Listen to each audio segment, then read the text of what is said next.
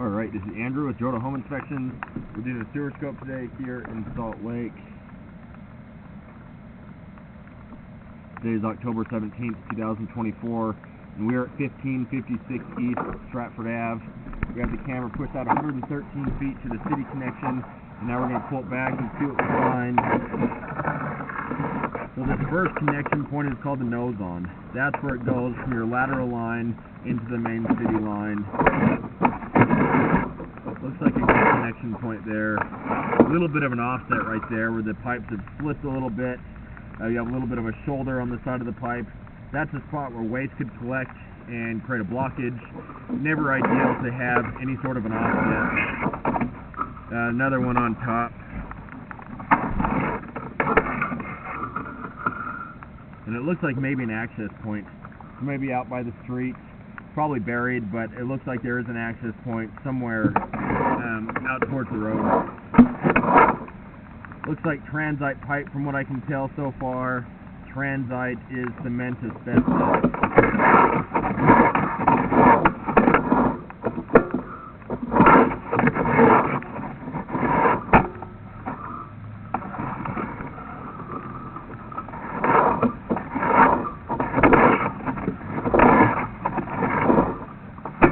That's a root.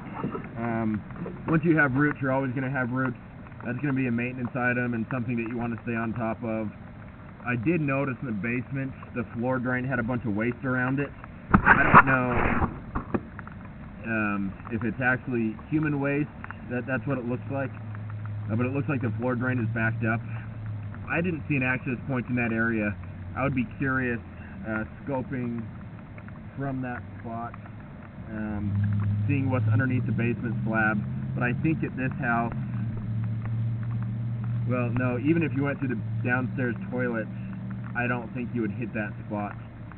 I don't know if you have an access point over there, and if there is one, it's probably been buried in the wall, but I am curious what's going on with that secondary drain.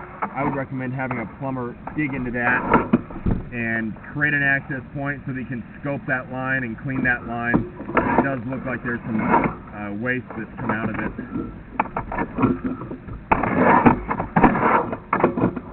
Another route. In addition to cleaning this line, I would definitely recommend having the insurance on it. It's an original line, so the insurance would help offset the cost if and when there is a bigger issue.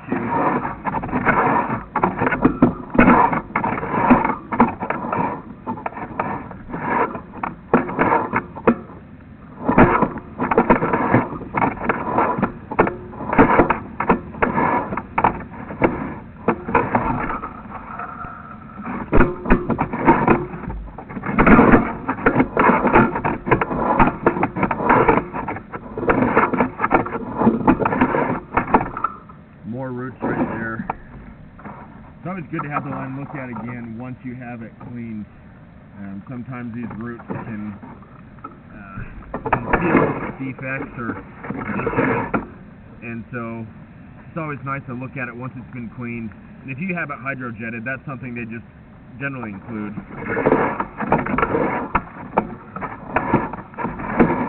More roots right there creeping down the line. Those ones weren't huge, but you have enough others that are big enough that I think it would warrant cleaning it.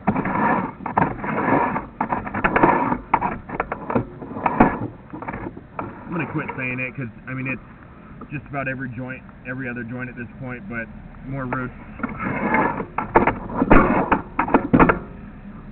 A little bit of an offset there where the pipes have slipped. That shoulder's more on the top, which is nice. Less likely that you're going to have waste getting stuck on the top of the pipe.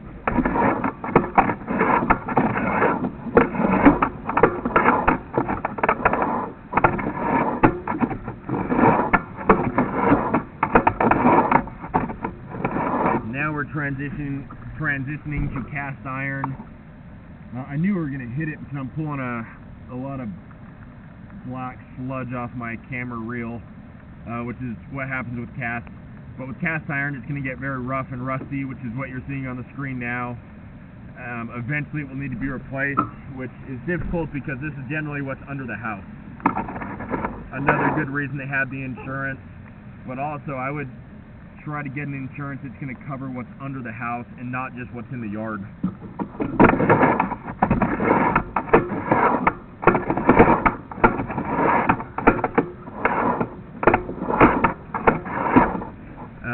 One good thing is that I'm not seeing any standing water that would indicate improper grade, so that is a positive note about this line. You could have the cast iron put-coated. That's where they cut it with kind of like a chain cutter, and that makes it a lot smoother. Oh, somebody's running some water. Running water is fine. You can still evaluate the line. What we don't want to see is standing water.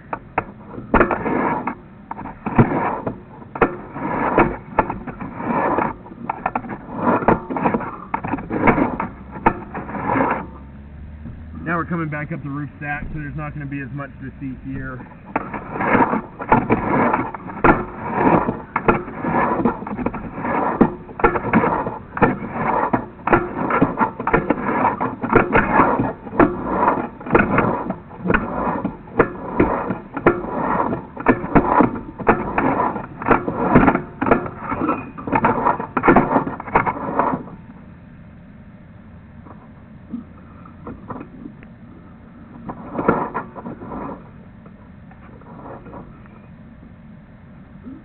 I'm going to end this recording now.